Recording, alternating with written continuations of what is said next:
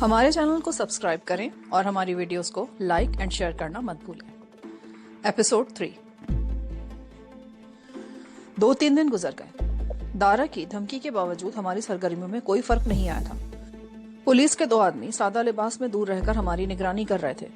شام کو ان کی ڈیوٹی بدل جاتی تھی۔ ان کی جگہ دوسرے 2 آدمی آ جاتے جو صبح تک ہمارے مکان کے آس پاس موجود رہتے۔ پولیس ابھی تک مرلی دھر کا کوئی سراغ نہیں لگا سکی تھی، نہ ہی اس سے کوئی اور کامیابی حاصل ہوئی تھی۔ البتہ میری یہ پیشن گوئی درست ثابت ہوئی تھی کہ دارا اس گنڈے کو ختم کر دے گا جو گولف کورس سے فرار ہوا تھا۔ اس کی لاش اگلے ہی روز نیوٹن روڈ کے قریب ایک ویران جگہ پر پڑی ہوئی مل گئی تھی۔ اسے پیشانی پر گولی مار کر ہلاک کر دیا گیا تھا۔ اس شام کو ہم سنت سنگھ کو دیکھنے کے لیے اسپتال گئے تو چاچی رجنی وہاں موجود تھی۔ ارملا بھی عام طور پر اس وقت اسپتال آ جایا کرتی تھی، لیکن اس روز اس کے چھوٹے بیٹے کو بخار تھا، جس کی وجہ سے وہ گھر پر ہی رہ گئی تھی۔ چنانچہ جب اسپتال سے نکلے تو یہ پروگرام بنا لیا کہ ان کے گھر سے ہوتے ہوئے چلیں گے۔ چاچی بھی ہمارے ہمراہ تھی۔ ارملا ہمیں دیکھ کر بہت خوش ہوئی۔ ہمارا پروگرام تو چند منٹ وہاں رکنے کا تھا، مگر ارملا اور چاچی نے ہمیں رات کے کھانے تک روک لیا۔ ہم 10 بجے کے قریب وہاں سے نکلے تو بینکولین اسٹریٹ پر واقع ایک نائٹ کلب میں رک گئے۔ ہم بہت عرصے بعد کسی نائٹ کلب میں آئے تھے۔ ایک انڈین رقاصہ اپنے فن کا مظاہرہ کر رہی تھی۔ ہمیں اسٹیج کے قریب ایک میز مل گئی اور ہم دیر تک رقص کے اس پروگرام سے لطف اندوز ہوتے رہے۔ وقت گزرنے کا احساس ہی نہیں رہا تھا۔ گھڑی دیکھی تو 1:30 بج رہا تھا۔ ہم کلب سے باہر آ گئے۔ ڈرائیونگ کی ذمہ داری اس وقت میں نے سنبھال لی تھی۔ تھائی میرے ساتھ والی سیٹ پر بیٹھ گئی تھی اور جانکی پیچھے۔ ہماری محافظوں کی کار ہمارے ہی پیچھے پارکنگ سے نکلی تھی۔ ہمارے درمیان تقریباً 20 گز کا فاصلہ تھا۔ اس کے پیچھے ایک اور کار بھی پارکنگ سے نکلی، لیکن میں نے زیادہ توجہ نہیں دی۔ پارک پلازا کے قریب سے براز باشی روڈ کراس کر کے ہم national museum and art gallery کی طرف نکل آئے۔ اس دوراہے سے ایک طرف آرچرڈ روڈ شروع ہوتا تھا اور دوسری طرف فورٹ کیننگ روڈ۔ ہماری کار اس چوراہے پر پہنچی ہی تھی کہ پیچھے سے آنے والی ایک تیز رفتار کار فائرنگ کرتے ہوئے ہمارے قریب سے گزر گئی۔ اسٹیئرنگ پر میری گرفت ڈھیلی پڑ گئی۔ کار لہرا گئی، لیکن میں نے بڑی پھرتی سے کار کو سنبھال لیا۔ اس کے ساتھ ہی میں نے مڑ کر جانکی اور پھر تھائی کو دیکھا۔ ان دونوں کے چہروں پر وحشت تھی، لیکن وہ دونوں محفوظ تھیں۔ تب مجھے احساس ہوا کہ فائرنگ ہماری کار پر نہیں کی گئی، بلکہ وہ جو کوئی بھی تھا ہوائی فائرنگ کرتا ہوا نکل گیا تھا۔ پورا برسٹ مارا گیا تھا۔ یہ کون لوگ تھے؟ جانکی نے خوفزدہ آواز میں پوچھا۔ میرا خیال ہے کوئی اور ہی چکر ہے۔ اگر وہ لوگ ہمارے پیچھے ہوتے تو ہوائی فائرنگ کے بجائے براہ راست ہمیں نشانہ بناتے۔ تھائی نے بڑی پھرتی سے اپنے پرس میں سے پستول نکال لیا۔ وہ پیچھے مڑ کر دیکھنے لگی۔ محافظوں کی کار بھی تیزی سے ہمیں اوورٹیک کرتے ہوئے گزر گئی۔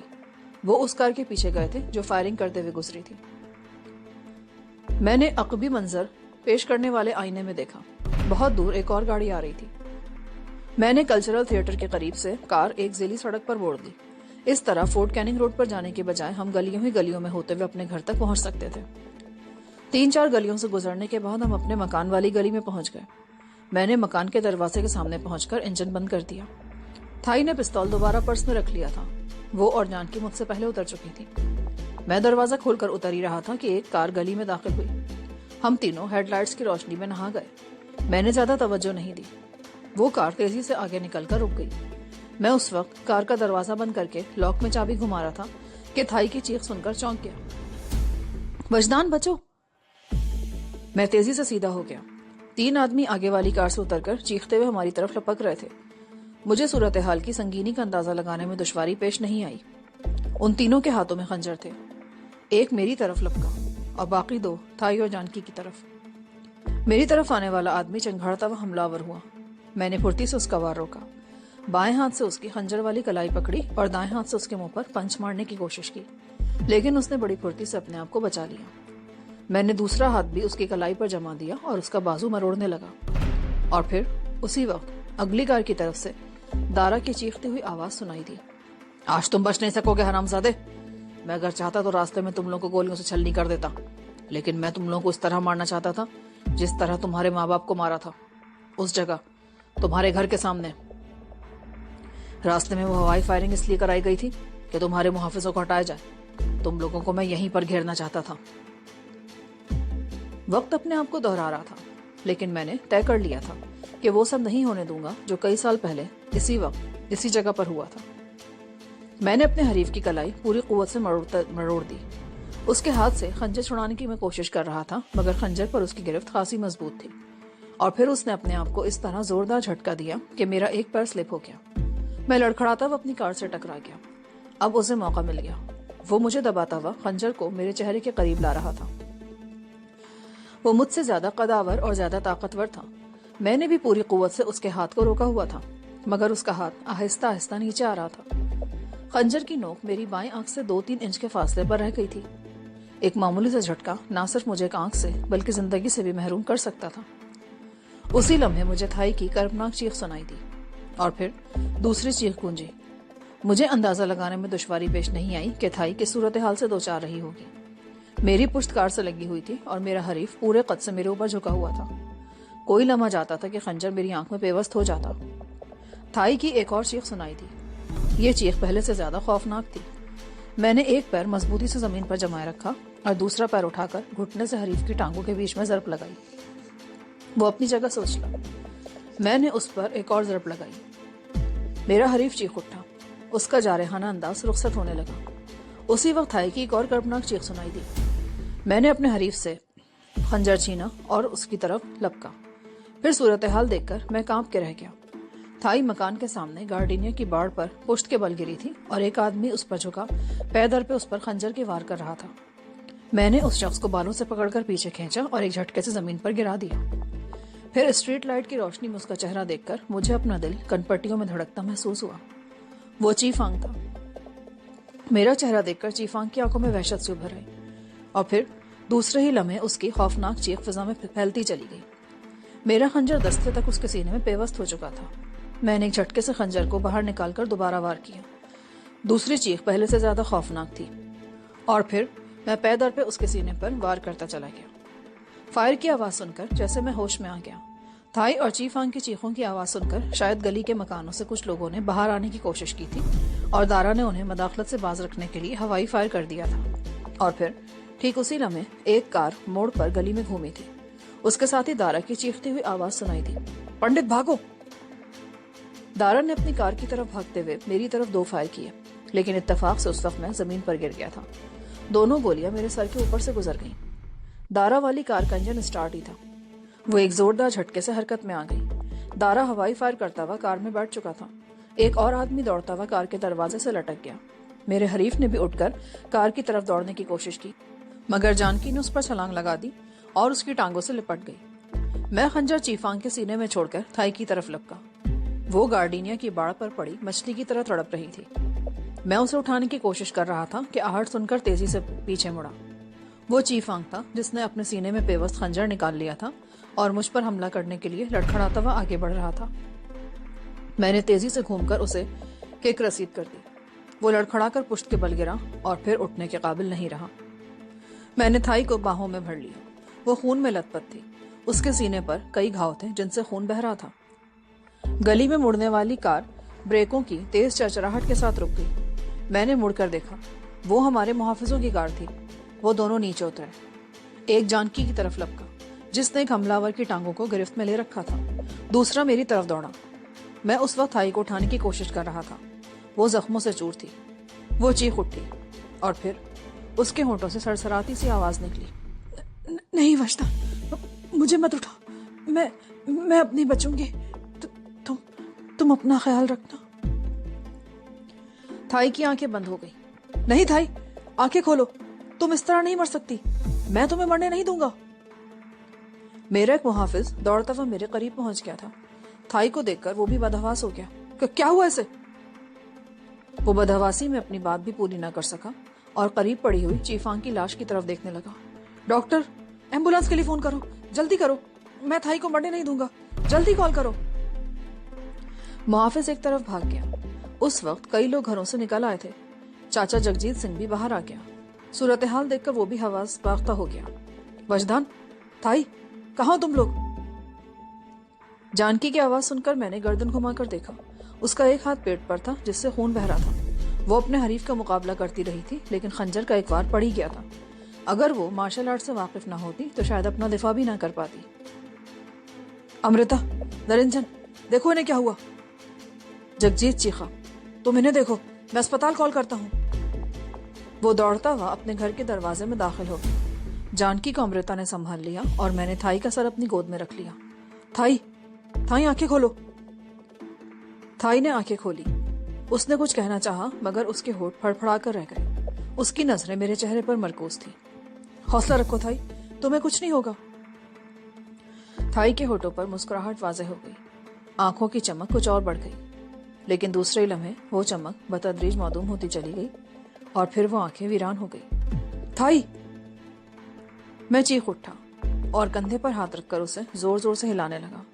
जानकी भी तड़प कर मेरे करीब आ गई और वो भी थाई को कंधों से पकड़कर हिलाने लगी। इतने में जगजीत सिंह भी वापस आ गया और भी बहुत से लोग हमारे गिर्द जमा हो गए थे। हौसला रखो पुत्र, मैंने फोन कर दिया, एम्बुलेंस थोड़ी देर में पहुंचने वाली है। जानकी के पेट से खून बह रहा था। वो भी निढाल सी होकर एक तरफ को लुढ़क गई। जगजीत ने आगे बढ़कर उसे संभाल लिया। अमृता और दो और औरतें थाई पर झुक गई। अमृता ने थाई को अपने आगोश में ले लिया। दूसरी औरत झुककर थाई को देखती रही। फिर वो मेरी जानिब देखकर बोली, ये जा चुकी है। नहीं! मैं एकदम चीख उठा और थाई को खींचकर दोबारा अपनी आगोश में समेट लिया। उसी वक्त सायरनों की आवाजें आने लगी जो लम्हा बलम्हा करीब आती जा रही थी। 2 मिनट के अंदर अंदर 2 एम्बुलेंस और पुलिस की एक कार गली में दाखिल होकर रुक गई। पुलिस पार्टी का इंचार्ज एक चीनी सब इंस्पेक्टर था। उसने सूरत हाल का तज्जिया करने में ज्यादा देर नहीं लगाई। एक एम्बुलेंस में डॉक्टर भी मौजूद था। उसने थाई को देखा और 2 आदमियों को इशारा किया। वो मुझे वहां से हटाने की कोशिश करने लगे, मगर मैं थाई से अलग होने को तैयार नहीं था। उन्होंने मुझे जबरदस्ती पकड़कर एक तरफ खींच लिया। डॉक्टर ने एक बार फिर थाई को देखा और फिर उसकी खुली हुई आंखें बंद कर दी। जानकी को एक एम्बुलेंस में अस्पताल रवाना कर दिया गया। मैं अपने आप को उन आदमियों की गिरफ्त से छुड़ाकर दोबारा थाई के करीब बैठ गया। उसका सर अपनी गोद में रखा और धाड़े मार मार कर रोने लगा। थाई हमसे बिछड़ गई थी, हमेशा हमेशा के लिए। सिंगापुर में बुद्ध के मानने वाले भी बड़ी तादाद में आबाद थे। थाई की आखिरी रसूमात बुद्ध अकीदे के मुताबिक अदा की गई। मैं फूट फूट कर रोया था। माँ बाप के बाद मुझे थाई से ही मोहब्बत मिली थी। उसी से मुझे ममता मिली थी। उसी से मुझे महबूबा का प्यार मिला था। वही मेरे लिए सब कुछ थी और अब सब कुछ मुझसे छिन चुका था। जानकी सिंगापुर जनरल अस्पताल में थी, जहां उसकी हिफाजत के लिए पुलिस का एक पूरा स्क्वाड मौजूद था। चीफांग की लाश 3 दिन तक अस्पताल के मुर्दा खाने में रखी रही और बिला आखिर एक रफाई इदारे के जरिए उसकी आखिरी रसूमात भी अदा कर दी गई। जानकी के पेट, टांग और बाजू पर जख्म थे, ताहम उसकी हालत खतरे से बाहर थी। मैं पुलिस तहवील में था, लेकिन मुझे बाकायदा तौर पर हिरासत में नहीं लिया गया था, इसलिए मुझे सलाखों के पीछे बंद भी नहीं किया गया था। जानकी ने जख्मी होने के बावजूद जिस तरह हिम्मत और जुर्रत का मुजाहरा करते हुए उस शख्स को गिरफ्त में लिया था, वो काबिल तारीफ था। वो यूरेशियन था जो इससे पहले भी मुख्तलिफ जराइम में मुलव्वस रहा था। उसे पुलिस की एक तफ्तीशी टीम के हवाले भी कर दिया गया, जो उससे दारा वगैरह के बारे में पूछताछ कर रही थी। इंस्पेक्टर चियांगशु पागल हुआ फिर रहा था। उन 2 पुलिस वालों को गफलत बरतने के इल्जाम में मुअत्तल कर दिया गया, जिन्हें सादा लिबास में हमारी हिफाजत पर मामूर किया गया था। लेकिन मेरे ख्याल में उनका कोई कसूर नहीं था। उनसे कोई भी गफलत नहीं हुई थी। पुलिस ने जजीरे से बाहर जाने वाले तमाम रास्तों की नाकाबंदी कर दी थी। Airport, Malaysian railway station, Malaysia की तरफ जाने वाली कश्तियों के घाट और बस टर्मिनल के अलावा कॉजवे पर मलेशिया की तरफ जाने वाली टैक्सियों और प्राइवेट गाड़ियों की भी बड़ी सख्त चेकिंग हो रही थी। शहर में भी जगह जगह छापे मारे जा रहे थे।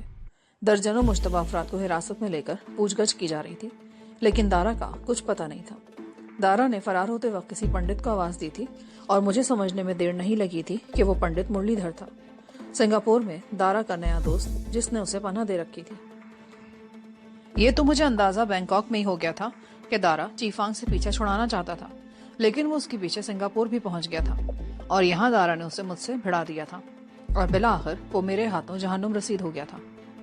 चीफांग की मौत अगरचे मेरे ही हाथों वाक़ई हुई थी, मगर खंजर पर मेरी उंगलियों के निशानात नहीं थे।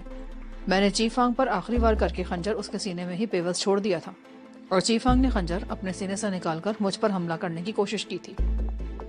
इस तरह खून आलूद खंजर पर मेरी उंगलियों के निशानात मिट गए थे और चीफांग की उंगलियों के निशानात आ गए थे। पुलिस रिपोर्ट में मेरे खिलाफ कोई संगीन इल्जाम आयद नहीं किया गया। मैंने अपना दिफा किया था। एक तरह से हमलावर यानी चीफांग मेरे हाथों मारा गया था, लेकिन उसका भी कोई वाज़ेह सबूत नहीं था। पुलिस रिपोर्ट में अगरचा मुझे क्लियर कर दिया गया था, लेकिन मुझे शामिल तफ्तीश रखा गया था। मैं पुलिस की इजाजत के बगैर सिंगापुर से बाहर नहीं जा सकता था, लेकिन जजीरे पर कहीं भी आमदोरफ्त के लिए मुझे पूरी आज़ादी हासिल थी। 10 दिन गुजर गए। जानकी अस्पताल में ही थी। उसकी देखभाल के लिए जगजीत की बेटी निरंजन भी उसके साथ ही रह रही थी। मैं भी दिन में एक आध चक्कर लगा लेता था और रात को भी देर तक उसके पास बैठा रहता था। घर में अकेले रहते हुए मुझे बड़ी वहशत होने लगी थी। दिन तो किसी न किसी तरह गुजर जाता, मगर रात को तन्हाई में तरह तरह के ख्यालात मुझे घेर लेते। थाई का ख्याल मुझे बेचैन कर देता। उसकी याद से बाज औकात मेरे मुंह से बेख्तियार सिसकियां निकल जाती थी। और जानकी, वो भी किसी तरह थाई से कम नहीं थी। उसने अपना सब कुछ बर्बाद कर दिया था। मेरी खातिर मौत के मुंह में छलांग लगाई थी और अब भी वो मौत के मुंह से निकली थी। पुलिस दारा और पंडित मुरलीधर की तलाश में थी, लेकिन उनका कोई सुराग नहीं मिल रहा था। सिंगापुर के आसपास के छोटे छोटे जजीरों में भी उनको तलाश किया जा रहा था। मेरा ख्याल था कि वो लोग या तो उसी रात सिंगापुर से निकल गए थे, या अगर वो सिंगापुर में थे तो किसी जगह दिबक कर बैठ गए थे। मुझे शुबा था कि उन्होंने किसी मंदिर में पनाह ले रखी थी। मैंने चियांगशु के सामने भी अपने उस शुबे का इजहार किया, लेकिन महज शुबे की बिना पर किसी मंदिर पर छापा नहीं मारा जा सकता था। अलबत्ता मंदिरों की निगरानी खुफिया तौर पर की जा रही थी। पुलिस अपनी सी कोशिश कर रही थी और मैं भी दारा की तलाश में भटक रहा था। मैंने अपनी तमाम तर तवज्जो मंदिरों पर मरकूज कर रखी थी। मुझे पता था कि अगर दारा सिंगापुर में मौजूद है तो वो किसी न किसी मंदिर में ही छुपा होगा। सिंगापुर में कई मंदिर थे, कुछ छोटे और कुछ बड़े। उन मंदिरों में ही दारा को तलाश करने के लिए मैंने खुफिया तौर पर 2 आदमियों की खिदमत भी हासिल कर रखी थी। वो दोनों हिंदू थे और मंदिरों में घूमते रहते थे, लेकिन वो भी दारा या मुरलीधर का कोई सुराग नहीं लगा सके थे। सिंगापुर जजीरे से मलेशिया जाने के लिए कई जराए थे। हवाई जहाज, ट्रेन, बसों या टैक्सियों के जरिए बड़ी आसानी से जजीरा छोड़ा जा सकता था, बशर्ते के तमाम कागजात मुकम्मल हों। गैर कानूनी तौर पर जाने का एक ही जरिया था, वो था कश्ती। मलेशिया जाने के लिए कश्तियों के 2 घाट थे, जहां से छोटी कश्तियों के अलावा स्टीमर भी चलते थे। मैं उन दोनों फेरी स्टेशनों पर भी मालूमात हासिल कर रहा था कि उस रात या उसके बाद कोई कश्ती गैर कानूनी तौर पर हासिल की गई हो, लेकिन इस तरह भी कोई सुराग नहीं मिला। 15 दिन हो गए। जानकी की हालत कदरे बेहतर थी। वो थोड़ा बहुत चलने लगी थी। मुझे घर की तन्हाई बुरी तरह खलने लगी थी और जानकी भी अस्पताल में पड़े पड़े तंग आ गई थी। चुनाचा में उसे घर ले आया और उसकी देखभाल के लिए एक प्राइवेट नर्स का बंदोबस्त भी कर दिया। जिस रोज मैं जानकी को अस्पताल से घर लेकर आया था, उससे अगले ही रोज मेरे छोड़े हुए 2 जासूसों में से कुमार नामी शख्स ने इत्तला दी कि चाइना टाउन में वाक़ हनुमान मंदिर में कुछ मुश्तबा सरगर्मियां देखी गई हैं। उसके कहने के मुताबिक गुज़िश्ता रात वो एक साधु के भेस में उस मंदिर में मौजूद था। उसने एक यूरोशियन औरत को एक साधु के साथ मंदिर के अंदरूनी हिस्से की तरफ जाते देखा। उसके कहने के मुताबिक दूसरे मज़ाहिब के लोगों का मंदिरों में आना जाना कोई गैर मामूली बात नहीं थी। बाहर से आने वाले सैयाह मंदिरों और मस्जिदों में भी जाते हैं, लेकिन जिस यूरोशियन औरत को उसने साधु के साथ मंदिर के अंदरूनी हिस्सों की तरफ जाते देखा, वो उसे जानता था। वो एक जवान और खूबसूरत औरत थी। कुछ अर्सा पहले वो होटल में वेट्रेस हुआ करती थी। कुमार ने पहली मर्तबा उसे उसी होटल में देखा था। उसके कहने के मुताबिक उसका किरदार काबिल तारीफ नहीं था। वो पैसे के लिए किसी भी मर्द के साथ कहीं भी जा सकती थी और कुछ भी कर सकती थी।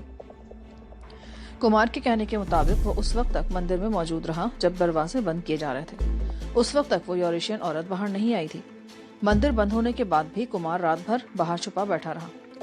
मुझे शुबा है कि वो औरत रात भर मंदिर में रही है या रात के किसी हिस्से में मंदिर के किसी खुफिया रास्ते से बाहर निकल गई है। क्या तुम मंदिर में? तुम नहीं जानते बॉस, मैं हिंदू हूँ। अपने पंडित और पुजारियों को बहुत अच्छी तरह जानता हूँ। ये मंदिर उनके लिए ना सिर्फ कमाई का जरिया है, बल्कि अय्याशी के अड्डे भी हैं।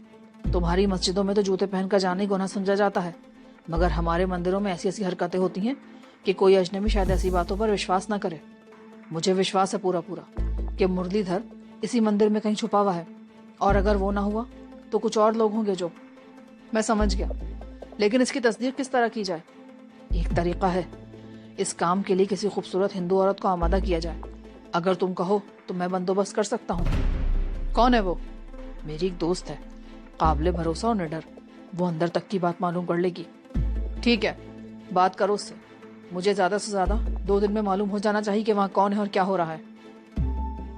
और फिर उसके 2 दिन बाद मुझे सरला नामी उस औरत से रिपोर्ट भी मिल गई। वो पूरी रात मंदिर में गुजार कर आई। उसके कहने के मुताबिक दारा या मुरलीधर में से वहां कोई मौजूद नहीं था। البتہ ان کا ایک اور ساتھی وہاں چھپا بیٹھا تھا جو اس رات ہمارے خلاف ہونے والی کارروائی میں شریک تھا۔ وہ اس انتظار میں تھا کہ پولیس کی سرگرمیاں سرد پڑیں تو وہ سنگاپور سے بھاگ نکلے۔ میں سوچ رہا تھا کہ وہ کون ہو سکتا ہے۔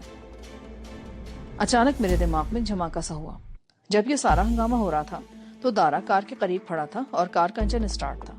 اس کا مطلب تھا کہ ایک آدمی کار میں بھی اسٹیئرنگ کے سامنے بیٹھا تھا، اور یہ یقیناً وہی آدمی ہوگا جس نے مندر میں پناہ لے رکھی تھی۔ اس سے دارا یا مرلی دھر کے بارے میں معلوم کیا جا سکتا تھا۔ میں اس پوزیشن میں نہیں تھا کہ مندر پر ہلہ بول سکتا، اسی لیے میں نے چیانگ شو کو صورتحال سے آگاہ کر دیا، اور پھر اسی رات پولیس نے مندر کو گھیرے میں لے کر چھاپا مار دیا۔ ہریش چندر نامی اس شخص نے مندر کے پچھلی طرف ایک خفیہ دروازے سے فرار ہونے کی کوشش کی، لیکن دھر لیا گیا۔ اس کے ساتھ مندر کے 2 پنڈت اور 2 عورتیں بھی پکڑی گئی تھیں۔ ہریش چندر پنڈت مرلی دھر کا آدمی تھا جو دارا کے لیے کام کر رہا تھا۔ اس کے کہنے کے مطابق اس رات اس نے دارا اور مرلی دھر کو ایسٹ کوسٹ پارک وے پر اتار دیا تھا۔ کار کو کسی اور جگہ چھوڑ کر وہ اس مندر میں آ گیا تھا۔ اسے معلوم نہیں تھا کہ دارا اور مرلی دھر کہاں ہیں۔ وہ خود یہاں سے نکلنے کے لیے موقع کے انتظار میں تھا۔ ہریش پر 3rd ڈگری بھی استعمال کی گئی، مگر اس کے بیان میں فرق نہیں آیا۔ سارے راستے ایک بار پھر بند ہو گئے، لیکن میں مایوس نہیں تھا۔ جانکی کی حالت پہلے سے کافی بہتر تھی۔ اب وہ اٹھ کر چھوٹے موٹے کام بھی کرنے لگی تھی۔ اس کے لیے نرس کی چھٹی کر دی گئی تھی۔ دن کے وقت امرتا کور یا اس کی بیٹی نرنجن آ جاتی تو کھانا وغیرہ تیار کر دیتی۔ رات کو جگجیت دیر تک بیٹھا باتیں کرتا رہتا۔ نرس کی چھٹی کر دینے کے بعد میں نے اسپرنگ والی ایک چارپائی جانکی کے کمرے میں ڈال دی تھی، اور رات کو میں وہیں سوتا تھا۔ جانکی کئی روز تک اداس رہی۔ تھائی کی باتیں کرتے ہوئے اس کی آواز بھرا جاتی، لیکن وقت گزرنے کے ساتھ ساتھ ہمارے دلوں پر لگے ہوئے زخم بھی بھرنے لگے۔ ایک صبح ہم بیٹھے ناشتہ کر رہے تھے، اسی دوران میں ٹیلی فون کی گھنٹی بجی۔ میں نے ریسیور پک کیا۔ ہیلو کے جواب میں دوسری طرف سے جو آواز آئی اسے سن کر میرا دماغ بھگ سے اڑ گیا۔ وہ دارا تھا۔ امید ہے تمہاری طبیعت کچھ صاف ہو گئی ہوگی۔ اس رات تمہاری قسمت اچھی تھی تو تم بچ نکلے۔ چیف آنگ اپنے ہاتھوں سے تمہیں موت کے گھاٹ اتارنا چاہتا تھا، مگر وہ تمہاری چہیتی تھائی اس کے آڑے آ گئی اور اپنی جان سے ہاتھ دھو بیٹھی۔ چیف آنگ خود تمہارے ہاتھوں مارا گیا۔ اس کا یہی انجام ہونا چاہیے تھا۔ اچھا وہ مر گیا سالا، بوجھ بن گیا تھا مجھ پر، اور اب تمہاری باری ہے۔ تم کب تک چھپے رہو گے؟ سنگاپور بہت چھوٹی جگہ ہے، میں ایک نہ ایک دن تمہیں تلاش کر لوں گا۔ جزیرے کی ساری پولیس مجھے تلاش نہیں کر سکی تو تم کیا کر لو گے؟ اور ویسے بھی میں تم لوگوں کی پہنچ سے دور نکل چکا ہوں۔ تم میری پہنچ سے دور کہیں نہیں جا سکتے۔ اس وقت تو میں تمہاری دسترس سے بہت دور ہوں۔ جس رات پولیس نے مندر پر چھاپا مار کر ہریش کو گرفتار کیا تھا، اس رات میں اس مندر سے صرف 2 فرلانگ کے فاصلے پر ایک اور بلڈنگ میں تھا۔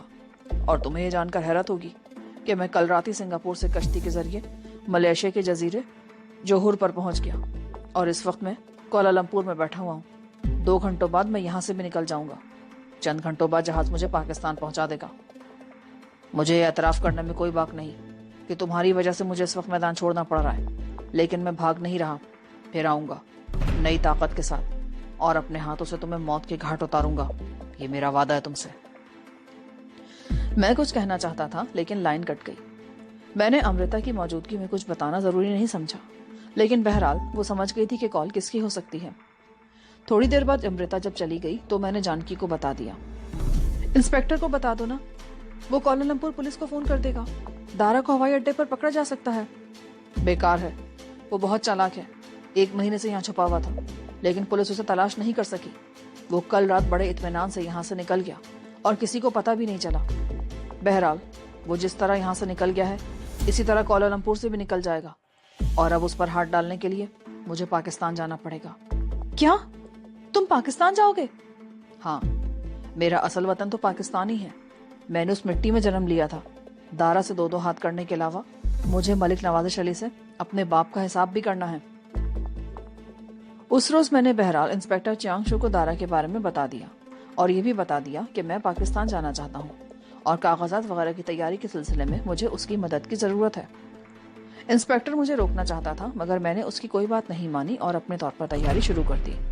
جانکی بھی میرے ساتھ جانے کو تیار تھی۔ 10-12 دن اور لگ گئے، اور پھر وہ دن بھی آ گیا جب میں اور جانکی سنگاپور ایئر لائن کی ایک فلائٹ سے پرواز کر رہے تھے۔ اس فلائٹ کا پہلا اسٹاپ ہندوستان کا شہر بمبئی تھا، اور اس کے بعد کراچی۔ بمبئی سے ٹیک آف کرنے کے تقریباً آدھے گھنٹے بعد ہوائی جہاز ایئر پاکٹ میں آ گیا۔ مسافروں کو اپنے سیٹ بیلٹ باندھ لینے کی ہدایت کر دی گئی۔ जहाज बुरी तरह लड़खड़ा रहा था, कभी एक तरफ झुकता और कभी दूसरी तरफ। जहाज के मुसाफिरों में मुख्तलिफ कौमियत और मज़ाहिब के लोग शामिल थे। सब लोग बुलंद आवाज से दुआएं मांग रहे थे। जहाज के माइक सिस्टम से बार बार मुख्तलिफ ऐलानात हो रहे थे। आखिरी अनाउंसमेंट ये थी कि जहाज को कराची ले जाने के बजाय राजस्थान के शहर जोधपुर के हवाई अड्डे की तरफ ले जाने की कोशिश की जा रही है। उस ऐलान की बाज़गश्त अभी पूरी तरह खत्म भी न हुई थी कि जहाज तेजी से बाएं जानिब झुकने लगा। बाज मुसाफिर चीख रहे थे। मेरी सीट खिड़की के साथ थी। मैंने बाहर झांक कर देखा तो कलेजा मुंह को आता महसूस हुआ। जमीन तेजी से करीब आती जा रही थी। मैंने आंखें बंद कर ली और बचपन में कुरान शरीफ की जितनी सूरतें पढ़ी थी वो ज़ेरे लब दोहराने लगा। हवाई जहाज तेजी से जमीन की तरफ जा रहा था। मेरे कान किसी धमाके के मुंतजर थे और उस धमाके के साथ ही सब कुछ खत्म हो जाता।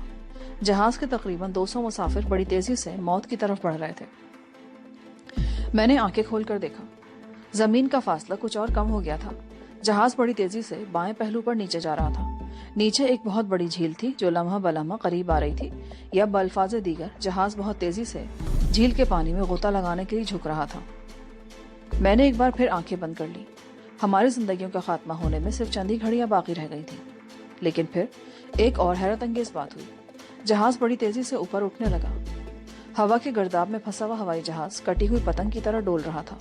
तकरीबन 200 मुसाफिरों की जिंदगियां दांव पर लगी हुई थी, जिनमें से बेशतर लोग चीख चिल्ला रहे थे। बाकी ऊंची आवाज में अपनी अपनी जुबान में अपने खुदा को याद कर रहे थे। और फिर उसी शोर में जहाज के माइक सिस्टम पर एयर होस्टेस की चीखती हुई आवाज सुनाई दी। मुअज़्ज़िज़ मेहमानों से दरख्वास्त है कि वो परेशान मत हो। जहाज कंट्रोल में है। किसी एयरपोर्ट तक पहुंचना मुमकिन नहीं। अब हम रेगिस्तान पर क्रैश लैंडिंग की तैयारी कर रहे हैं। मुसाफिरों से दरख्वास्त है कि वो अपनी अपनी सीटों पर बैठे रहें, सेफ्टी बेल्ट खोलने की कोशिश ना करें। और उसके बाद एयर होस्टेस की आवाज सुनाई नहीं दी। उसके साथ ही जहाज की सारी बत्तियां भी बुझ गईं। जहाज का एक इंजन बंद हो गया था। तारीकी छाते ही एक मरतबा फिर मुसाफिरों की चीखें गूंज उठी। जहाज दाएं बाएं हिचकोले खाता हुआ नीचे झुक रहा था। मैंने एक बार फिर आंखें खोलकर खिड़की से बाहर देखा। उस झील का नामो निशान दिखाई नहीं दे रहा था जो कुछ देर पहले नजर आई थी। चारों तरफ वसी अरीज और लकोदक सहरा नजर आ रहा था और जहाज उस रेगिस्तान पर झुक रहा था। मैंने गर्दन घुमाकर जानकी की तरफ देखा। उसकी आंखें बंद थी और चेहरा खौफ से पीला पड़ रहा था। वो ज़ेरे लब कोई दुआ मांग रही थी, मगर आवाज सुनाई नहीं दे रही थी।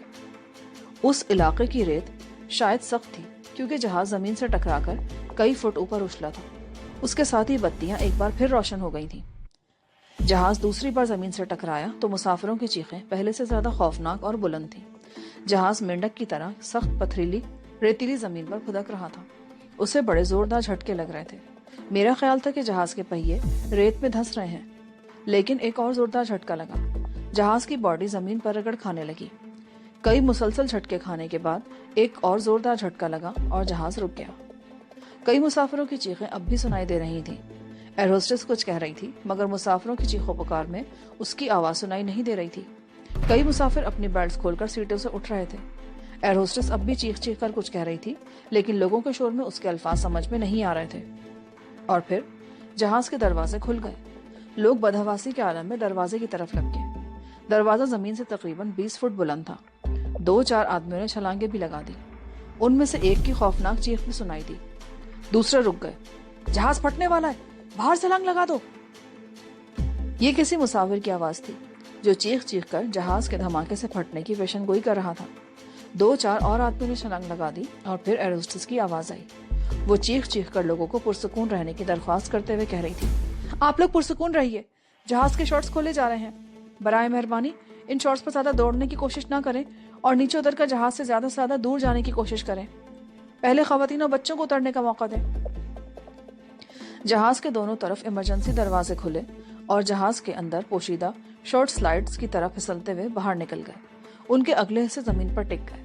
इस तरह जहाज के दरवाजों से जमीन तक एक ढलान बन गई। उस ढलान पर दौड़ना मुमकिन नहीं था, सिर्फ फिसलकर उतरा ही जा सकता था। लोग सीटों के दरमियान एक दूसरे को धक्के देते हुए आगे बढ़ रहे थे। पहले औरतों और बच्चों को उतरने का मौका दे प्लीज।